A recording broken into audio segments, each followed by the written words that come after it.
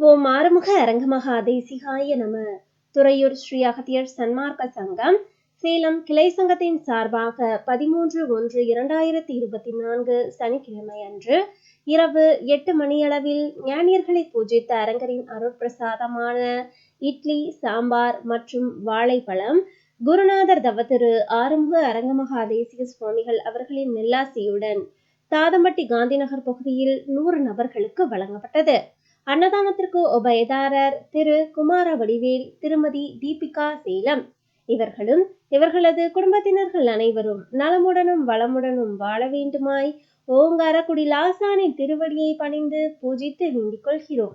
அன்னதான அருட்கொஞ்சி வழங்க தங்களால் இயன்ற பொருளுதவி செய்ய தொடர்புக்கு திரு கோபிநாத் 7871399100.